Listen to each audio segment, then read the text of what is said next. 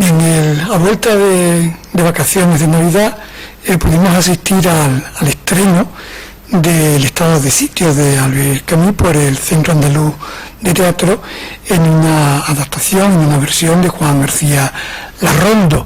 Juan García Larrondo, que nos acompaña en esta charla, conversación, es un dramaturgo de la Gavitano, tiene ya diferentes premios, tiene ya una cierta trayectoria, y en esta ocasión se ha enfrentado a nada más y nada menos que a un premio Nobel de literatura, Camus. Y estamos aquí con él para que nos explique un poco las tripas, las entrañas de su estado de sitio, en relación también con el espectáculo que vimos. Y bueno, en primer lugar, bienvenido a la Universidad de Cádiz, que ya sé que es tu casa, pero por si hay alguna duda, ratificarlo, y darte también las gracias por tu amabilidad en aceptar la invitación. Bien hallado, muchas gracias. Yo lo primero que te quiero preguntar, bueno, Juan creo que no necesita presentación, pero bueno, es un dramaturgo no solamente prometedor, sino con una obra y con una serie de premios bastante importantes, ¿no? Bueno, ¿cómo te enfrentaste al texto original? Bueno, yo creo que cuando adquirí este compromiso, realmente para mí era como un premio, me honraba como dramaturgo, como compañero de profesión de Albert Camus, y al mismo tiempo me daba un terrible vértigo, porque era enfrentarse a un texto de un premio Nobel, un texto de una calidad literaria maravillosa, y lo cual suponía una gran responsabilidad. Hay algo de osadía cuando un autor versiona a otro, ¿no? Complejo, o sea, fue un poco un sentimiento encontrado en ese sentido, de que a mí no me gusta adaptar, porque creo que la obra, cuando se termina o se concluye la obra literaria, me refiero, y el teatro es un género literario como cualquier otro, ya se da por finalizado. Pero necesitábamos hacer casi siempre, cualquier obra de teatro se necesita hacer una lectura escénica para adaptarla especialmente a los escenarios, al espectador al que va dirigida, sobre todo cuando se va a llevar a escena, obviamente, ¿no? Entonces, bueno, lo encaré con mucha ilusión, también por partida doble, porque no solo suponía también reconciliarme un poco, volver a los escenarios, porque llevo ya mucho tiempo trabajando para televisión, y esto para mí también suponía una vuelta a los escenarios, que es mi medio, creo que natural, sino también porque se trataba de un texto que había marcado mi senda literaria desde el principio. Me había gustado mucho, yo recuerdo que fue uno de los primeros textos que leí. Entonces tuve que pararme, decir, creo que esto hay que hacerlo con respeto, porque estamos hablando de una obra literaria de una gran calidad, como decía antes, pero también con libertad. Sobre todo voy a intentar hacerlo pensando en el espectador de hoy, que era lo que Camus creo que hizo cuando escribió esta obra en el año 48 y la representó. Él quería hacer inteligible para los espectadores de aquella época el mito de la peste, y nosotros, y yo, mi trabajo en este proceso era hacer lo mismo. Y creo que no ha habido gran dificultad, no lo he hecho, no me ha costado realmente mucho trabajo, porque he respetado mucho lo esencial, lo he dejado tal y como está, simplemente quizás hemos cortado, hemos cambiado, hemos adaptado al oído del espectador, al ritmo y al tempo en el que hoy en día las personas están acostumbradas a ver teatro. Y de eso y ahí ese ha sido mi proceso, o sea, mi aportación, el proceso dramatúrgico, que luego ha tenido otra relectura escénica antes de ser llevado a los teatros, ¿no? ¿Y de lo que tú hiciste a lo que pudimos ver? Pues media tanto como puede mediar la visión de otros profesionales que se han añadido a la mía después. Desde que yo empecé a trabajar con el estado de sitio, que fue justamente casi hace un año, en febrero del 2011, pues yo creo que he realizado hasta un total de 4 versiones, que iba presentando sucesivamente al director, al productor, y siempre desde el principio todos han estado de acuerdo, pero obviamente hemos ido incluyendo matizaciones y siempre pensando en la realidad.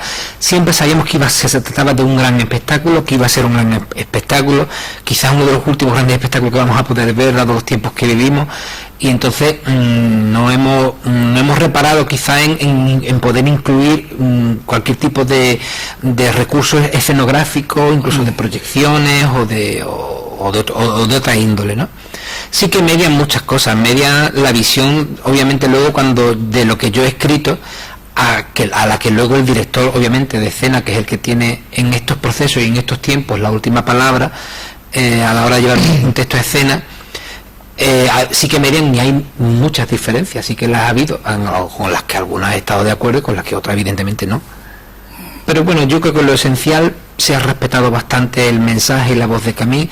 Yo he por lo menos intentado hacerlo todo lo posible, hacer todo lo posible por lo que así sea. Ten en cuenta que luego, aparte del director, luego están también los actores, que también aportan su propia riqueza, sus propios matices. Y hemos tenido la suerte de contar con un elenco de actores realmente muy, muy, muy bueno. Y eso creo que, por el contrario, yo creo que hay que ser humilde y ver que esto es parte de un proceso en el que otras personas tienen también algo que decir a este respecto, y creo que algunos lo han dicho muy bien. Mira, una de las cosas que me has comentado, incluso por escrito, los alumnos que estuvieron, y que a mí también me llamó bastante la atención, era el sentido tan actual que tenía la obra, no solamente el mensaje general, porque bueno, el mensaje de Camille es un mensaje universal, ¿no? Siempre hay pestes, ¿no? De todo tipo, ¿no? Pero llamaba mucho la atención que algunos diálogos parecían que estaban sacados de los telediarios del día anterior, ¿no? Entonces, bueno, eso ha sido una cosa... Yo creo que ha sido una cosa realmente que al mismo tiempo premeditada, pero realmente fortuita, pero fortuita en el sentido mejor de la palabra, porque nosotros lo que nos hemos limitado es realmente a repetir los diálogos de Camille. Quizás hemos actualizado alguna terminología para hacerlo más comprensible o más entendible también para el espectador, ¿no? Pero realmente casi todo ya estaba en la obra de Camille, lo cual fíjate lo que te voy a decir, desgraciadamente está vigente, porque lo que realmente nos relata Camille en su obra es terrible, ¿no? Es a un pueblo que podemos ser perfectamente nosotros, que sobrevivimos dentro de unas normas, con nuestras penas, con nuestras miserias, con nuestras limitaciones y faltas de libertades, porque a pesar de todo las vivimos. De repente se añade una tiranía aún mayor, y eso puede pasar ahora perfectamente. Además, no solo puede pasar, sino que creo que está pasando, ¿no? Ya está pasando. Tenemos una tiranía que estamos dependiendo de los mercados, quizás, o de las grandes fortunas que de alguna forma están en algún sitio manejando, por ejemplo, como se dice, el cotarro, y sin embargo es otro tipo de epidemia, es mucho más sutil, es mucho menos poética, pero existe, es terrible. Quizás eso sí lo ha entendido todo el mundo, porque luego en la obra... pero ya está en la obra original, no es solamente aportación mía. En la obra realmente se habla eso de reformas además absurdas, no de recortes literalmente, pero sí de recortes de libertades, y cada vez más, ¿no? Y creo que lo estamos viviendo de una forma quizás más soterrada, más, como te decía antes, más sutil, pero lo estamos viviendo. La vigencia del texto de Camille a mí me parece incluso hasta triste, pero bueno, creo que lo más positivo de esto es que creo que es bueno que recordemos, que sigamos recordando que en nuestros clásicos, que en nuestra literatura, que en nuestra vida en general no hay nada nuevo, no hay grandes cosas nuevas. Todo esto ya ha pasado antes, todo esto lo podremos superar. Ahí hay fórmulas de superarlo, y están en la literatura, y están en los textos, y están escritas, y es como uniéndonos, no dejándonos dominar, no dejándonos que el miedo nos domine, porque yo creo que el gran problema que tenemos es que es el miedo, es nuestro verdadero enemigo. Nos tienen aterrados, y eso es lo que hace la peste en la obra de Camille, aterrar al pueblo hasta que se dan cuenta de que si no temen es la única forma que tienen de salvarse. No es que vivamos de una manera temeraria, pero sí que seamos un poquito más valientes. Y bueno, mira, muchas respuestas no las encontramos en los libros. Eso creo que es tremendamente hermoso y reconfortante. Sí, es que ese paralelismo en algunos casos, ya bueno, un poquito haciendo un poco de broma, parecía frases tomadas de algún que otro político anterior, ¿no? Medidas, hay que tomar transitoriamente medidas extraordinarias, sí, bueno, porque estamos en un contexto extraordinario. Entonces, claro, eso era... Pues te aseguro que cualquier coincidencia con la realidad es pura, o cualquier parecido con la realidad no es pura coincidencia. No lo es. Hay algo deliberado, pero vamos, las versiones que el espectador pudo ver el día del estreno y que se están viendo ahora en las representaciones que se están haciendo, ya están escritas desde hace muchos meses. Claro. Entonces, ahí ha habido una coincidencia, también una visión. Yo he aportado en mi visión, yo quería hacer comprensible lo mismo, pero sí, prácticamente es lo que dice Camus, o sea, que nos están abrumando con burocracias imposibles, inservibles, que realmente lo que nos hacen es tenernos constreñidos, atenazados, cubiertos con una mordaza que en la obra de Camus no es metafórica, es real, se la tienen que tomar para que la peste no se transmite, les ordena, ¿no? Tenemos esa mordaza, o sea que este canto de libertad. Yo invito a que los espectadores lo compartan e invito a los lectores a que vayan también al texto original y comprueben que eso ya estaba ahí escrito desde el año 48 en que se escribió la obra, en un periodo también muy aciago y muy triste de nuestra historia, como sabes, que acababa de terminar la Segunda Guerra Mundial, y entonces claro, en ese contexto el mundo no me extrañaba que tuviera una actitud muy existencialista y muy triste en el mundo en el que teníamos que sobrevivir. Sin embargo, él nos da al final un canto de esperanza. Lo que pasa es que implica un sacrificio, un enorme sacrificio que a veces tiene que ver con la vida. Mira, y una cosa no es una crítica, es una reflexión en voz alta, ¿no? Que también que otro alumno que yo también comparto, ¿no? Hay parte, y no sé si es Camus, si ha sido tú o si ha sido el director, hay momentos en la obra de muchísima brillantez, ¿no? Y hay otros momentos que quedan como un poco ingenuos, ¿no? Eso es deliberado, eso es... Porque algunas cosas también, a respetar muchas de las cosas de Camus, hay muchas cosas que efectivamente son muy ingenuas, porque claro, hoy en día nuestros oídos, nuestros pensamientos, nuestra forma de pensar ha cambiado, hoy pensamos de una forma más rápida, hoy no tenemos que terminar las frases para entendernos, ¿no? Muchas veces. Sin embargo, en otros tiempos, en la década de los 40 o los 50, había cosas que había que terminar de explicar, y esas yo he querido, y creo que el director también, que se respetaran. No sé si te refieres a eso, ¿no? Hay veces que había que explicarlo al espectador para que lo entendiera. Aún así, se han quitado muchas cosas que podían resultar un poco cansinas para el espectador, ¿no? Y entonces, ten en cuenta que la versión que se ha visto aquí en Cádiz fue el estreno. Confieso públicamente en nombre de toda la compañía que fuimos muy acelerados al estreno, que hacía falta todavía la obra, le hacía falta un rodaje que creo que va a ir adquiriendo conforme vaya representándose más veces, y ya cogerá quizás un poco más esa ligereza. No ha habido tiempo quizás de tener una visión en global del espectáculo prácticamente hasta el mismo día del estreno, por una serie de problemas técnicos. Bueno, ya según un espectáculo de esta envergadura quizás nos hubiese faltado una semana más, pero sí que esa brillantez, en cualquier caso, yo hago acto de contrición y se la atribuyo a Camus, y si hay algún defecto pues me lo atribuyo a mí. Oye, mira, y hay un momento que ha llamado mucho la atención porque suscita en el público unas reacciones un poco contradictorias o encontradas, ¿no? Que es justo el momento en el que la peste entra en el escenario, en la ciudad, y se proyecta sobre el fondo una imagen del mar con el campo del sur, y tú ves unos movimientos y al final te das cuenta que es dentro de Cádiz, o sea, entrando en la ciudad, una legión de ratas, ¿no? Esa idea, bueno, realmente no está en el texto original, en el texto de teatro no está. Fue una idea que a mí se me ocurrió a través de la novela de La Peste, que es de la que un poco Albert Camus se inspira o saca las claves principales para hacer esta obra teatral, que él especifica claramente que no es una adaptación de su novela, pero sí que en esa obra, el final justamente que yo incorporé en el texto, sí que hablaba de esa idea de la peste como, realmente la peste como transmisora de los vacilos la rata como transmisora de los vacilos de la peste, ¿no? Hoy en día a lo mejor la rata se trataría de una alegoría, evidentemente.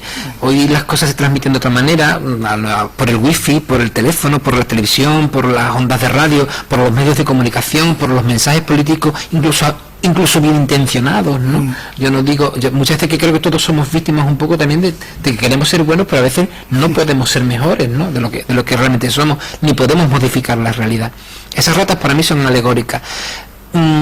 Alegóricas porque yo quería transmitir esa idea de que la peste siempre fuese acompañada, pues eso, por esa legión de ratas que son las que transmiten, son sus guardias. En realidad yo me inventé un personaje que luego no ha llegado a escena, que era eso, una especie de la peste tiene su propia guardia, que son para mí como una especie de ángeles caídos que caen del cielo junto con él, que luego se transforman tienen como forma de ratas o murciélagos o algo así. Yo les hice una propuesta que no salió, pero sí que se respetó la idea de las ratas como elemento. Yo creo que incluso aún si cabe más aterrador, ¿no? El actor que lo interpreta además es un actor magnífico, tiene una voz potentísima. Yo cuando leí los primeros ensayos realmente me sobrecogía, ¿no? Porque estaba muy bien. Se ha cortado muchos textos de ahí de las intervenciones de la peste, cosa que yo lamento muchísimo porque realmente tenían unos parlamentos maravillosos, ¿no? Y entonces, por decisión de la propuesta escénica, pues eso se ha cortado para quizás alargar más los coros, las canciones, y eso yo lo lamento profundamente porque para mí de verdad las intervenciones del personaje de la peste son cruciales, son bellísimas, tienen un lirismo que realmente yo apenas prácticamente ni lo toqué, porque es que estaba tan bien dicho que no había forma de decirlo mejor, no necesitaba decirlo mejor. Sí, hay un momento ya prácticamente al final, ¿no? Un diálogo entre la muerte y la peste, ¿no?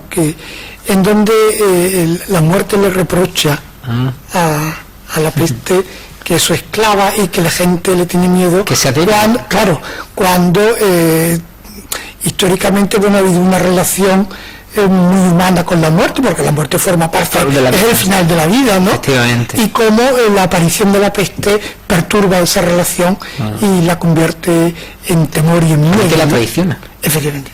Claro, pero porque eso quizás es para mí, eso sí que, esa resolución, que es de la obra de Camus, sí que me parece un poco obvia, un poco en la línea de lo que me decías antes, y hay cosas que a lo mejor son demasiado evidentes, no hace falta incidir, pero es que es así como él resume o resuelve el conflicto de la obra, ¿no? En el que la peste realmente se da cuenta, la muerte, la secretaria, el personaje de la secretaria, se da cuenta de que porque la muerte, realmente la peste lo que quiere imponer es una dictadura, es una tiranía de la razón. Y la muerte no es razonable. La muerte está acostumbrada a ser mucho más natural, mucho más primordial, mucho más orgánica. Hay momentos en los que ella dice que echa de menos, como que incluso antes sentía piedad de cuando alguien le pedía, bueno, no quiero morir, entonces que ella se apiadaba y entonces a lo mejor le perdonaba. Pero la peste no le da esa opción. El personaje de la peste le obliga a matar, además de una forma, se lo dije desde el principio, vais a morir en orden, en una fila. Y no vais a morir cada uno a vuestro antojo, como se os dé la gana, incluso a la española, decía en el texto original. Entonces, la muerte al final se apiada de las personas porque ven que están muriendo, pero no de una forma natural, sino están muriendo de una forma tan organizada que ella misma se espanta. Y entonces siente hastío, se cansa de hacer su trabajo y la peste se lo echa en cara. Realmente es muy bonito, es muy simbólico porque bueno, es como si realmente la muerte se hiciese natural, se aliase de alguna forma con nosotros, con los seres humanos, se nos hiciese comprensible porque vivimos en una sociedad y en una civilización en la que la muerte siempre se aparta y para mí es la alianza, o sea, realmente, porque además el mensaje final es ese, la ciudad se salva porque Diego, el protagonista, se sacrifica, le entrega su vida a cambio de la ciudad. Y lo hace por amor, no me parece, no me cabe ningún acto más bonito, más natural. Y un ejercicio de libertad. Y en un ejercicio de libertad absoluto, ¿no? Entonces, de esa forma vence a esa razón absurda que quiere imponer la muerte, ¿no? Sí, mira, y otra cosa, en relación con las Cortes de Cádiz, es decir, la elección de Cádiz por parte de Camus, ¿a qué crees tú que responde? Bueno, yo creo que no es fortuita. Para mí, creo que se basa para mí en varios elementos. Para mí, en uno de ellos, creo, aparte de la explicación que da el propio Alain El Trago en la traducción que hemos usado para hacer la adaptación, el que efectivamente Albert Camus ya tenía una vinculación afectiva con España, porque su pareja era María Casares, que era española, su madre era de ascendencia menorquina, creo, especial. Él tenía, por motivos políticos, como era un anarquista convencido, tenía y había demostrado siempre una aversión a la dictadura franquista, y lo había dejado patente en muchos de sus escritos periodísticos. Conocía muy bien la literatura española, porque había traducido a obras de Calderón y de Lope de Vega. Realmente él tenía una vinculación intelectual y afectiva con España. Con Cádiz, concretamente, yo creo que es por... Él es de nacimiento argelino, realmente, aunque por su cultura obviamente sea francesa, pero es mediterráneo. Creo que él buscaba un lugar ideal, y creo que encontró la idea que podían tener los franceses en aquella época de Cádiz. Era como el sitio inaccesible al que no habían podido llegar cuando las invasiones napoleónicas. Entonces tiene ahí una aura de romanticismo que para ellos creo que es bonito saberlo. Además le ha pasado a muchos otros autores también francófonos, ¿no? Y creo que él la ubicó en Cádiz porque en aquella época Cádiz era un pueblo tranquilo, sometido, como exactamente está sometido el Cádiz de la obra, a una tiranía distinta, pero que vivía alegremente dentro de esa tiranía, que podía vivir o sobrevivir alegremente dentro de esa tiranía, y le dio una mayor. Luego hay otro elemento que efectivamente yo por eso creo que es de una forma, él eligió la ciudad también de una forma deliberada, que es la condición geográfica, la condición isleña de la ciudad. Es una escenografía perfecta para ubicar una epidemia, porque la puede sitiar perfectamente. La idea del sitio además no puede ser más concreta, ¿no? Incluso la obra te habla de, primero distingue en clases, ¿no? Porque los ricos, los gobernantes se quedan al margen, huyen, y realmente la peste es donde se extiende en extramuros, en las clases pobres, en las clases más humildes, pero luego se extiende por toda la ciudad, ¿no? Van resistiendo, las puertas se van cerrando. Hay un Cádiz metafórico ahí que para mí creo que esa es la visión desde luego que yo he hecho y en la que yo me he basado para levantar esta versión. Es que Cádiz es una metáfora del mundo, es una metáfora de cualquier ciudad, y él lo sabía. Yo creo que él era perfectamente consciente. No sé si podía haber otra vinculación o se me escapa algún otro matiz, pero creo que esa mezcla de idea romántica de Cádiz e idea geográfica de Cádiz es condicionante, y yo creo que hicieron que él la ubicara aquí, precisamente en esta ciudad, con la que probablemente él tenga en común muchas más cosas de lo que realmente hemos podido averiguar o sepamos. Para empezar, nos bañaban el mismo mar, y eso a lo mejor la gente que vivimos siempre asidos al continente, o asidos de alguna forma como Cádiz, más especialmente por un fino hilo, sabemos también lo que valorar mucho la libertad. Y a lo mejor eso también ha tenido mucho que ver en esa idea del bicentenario. Por eso ha sido muy apropiada poner esa obra para conmemorar este bicentenario, porque hace 200 años los gaditanos nos aferramos y nos hicimos farallones de defensores de una libertad que luego perdimos inmediatamente después, pero de alguna forma eso... Porque triunfó la peste. Porque triunfó la peste, claro. Pero de alguna forma eso queda en nuestro imaginario, en nuestra memoria, y es lo que nos inspira realmente a seguir luchando como especie, y además a desear medrar, a desear triunfar, a desear sobrevivir, ¿no? Sí, mira, y una cosa, es una curiosidad, ¿no? Siendo una obra tan significativa, ¿no? Estaría dentro del canon de la literatura clásica europea, ¿no? El Estado de Sitio, Premio Nobel. Y siendo los gaditanos tan chauvinistas como somos para todo el que habla de nosotros, ¿cómo es posible que esa relación con la ciudad, con el marco y la obra, siendo una obra tan significativa, ¿no? ¿Cómo ha pasado hasta este momento esa relación bastante desapercibida, ¿no? A mí es una cosa que como investigador y como gaditano me llama mucho la atención negativamente, ¿no? Claro, negativamente, pero quizá porque también tengamos que nosotros poner un poco de nuestra parte en medio de los tópicos, ¿no? Claro, efectivamente somos un pueblo chauvinista, pero también somos un pueblo que también hemos sabido sobrevivir. Yo creo que esa es la esencia la quinta esencia, si cabe, del gaditano, que hemos sabido, o no nos ha quedado más remedio. A lo mejor no es que seamos especialistas, no hay que vanagloriarse de nada, no somos más especiales que nadie, pero sí tenemos nuestra propia gracia, nuestras propias cosas que nos hacen peculiares, ¿no? El pueblo de Cádiz es muy peculiar, es muy rico en muchos sentidos y es muy divertido, y sobre todo tiene una capacidad, y eso quizás sea uno de los motivos por los que también eligió Camil la obra, de doblegarse y de ser sumiso hasta límites también insospechados, pero con un fin, que es el de sobrevivir. Eso nos ha hecho trimilenarios, porque hemos sufrido todo tipo de invasiones, todo tipo de pestes, todo tipo de sitios, y aún estamos aquí. Nos hemos superpuesto, estamos sobreviviendo sobre las tumbas de nuestros antepasados, sobre nuestra propia historia, pero aún estamos aquí. Otros sitios han sucumbido, quizás con mucho orgullo, quizás con mucho más orgullo que el gaditano. Yo creo que nosotros, de lo que quizás podemos sentirnos no orgullosos, sino aprendemos un poco a saber sobrevivir, pero porque no nos queda más remedio. Estamos rodeados de mar, y por el mar nos entra la vida, la muerte, lo bueno, lo malo. Todo eso nos hace de alguna forma acostumbrarnos a su belleza, pero también a su fealdad, a su terrible fealdad, porque tú lo sabes, un día brilla el sol y es maravilloso Cádiz, pero algún día también un temporal se lo lleva a nuestros tejados, a nuestras ventanas.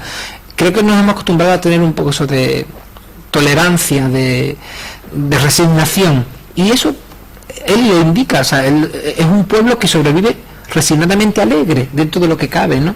Porque no hemos tenido que luchar contra muchas adversidades. Somos un barquito, a veces a la deriva y otras veces pues demasiado anclado. O sea, que tenemos muchos defectos y muchas virtudes como cualquier otra ciudad. Y desde luego nosotros no hemos querido hacer ni reivindicar también una idea gadita, ¿no? de la obra. Al revés, lo que hemos querido hacer o gaditanizar el universo o universalizar Cádiz, para que la gente pudiera identificarse en esta ciudad como un habitante más, como un ciudadano más. Esto que ha pasado en Cádiz, o que él ubica en Cádiz, podría haber ocurrido en otro sitio. Probablemente habría sido diferente, pero el fin habría sido diferente. Y bueno, ¿cómo publicitarías tú la obra? Es decir, ¿quién no la ha visto? ¿Qué va a ver el espectador? Yo creo que más o menos ya las ideas principales las hemos esbozado entre los dos. Yo creo que aprovechando esta coyuntura, que efectivamente que este Cádiz que está ahora en este año 2012 de celebración, estamos celebrando cosas realmente muy profundas y bonitas, que realmente creo que la gente tiene que entender, ¿no? Que eso de que el gobierno debe de garantizar el bienestar y la felicidad del pueblo, a mí me parece una de las frases más bonitas que hay. Eso, que no se quede en una frase, ¿no? Y eso es lo que nos viene a decir un poquito la obra. O sea, que tenemos que poner un poco todos, que tenemos que sacrificarnos un poco todos, sobre todo en tiempos de adversidad, para ser un poquito más felices, ¿no?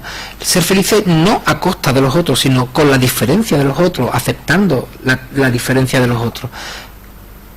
Camus incluso él amaba, o sea, él defendía todo lo que supusiera ensalzar los valores humanos, ¿no?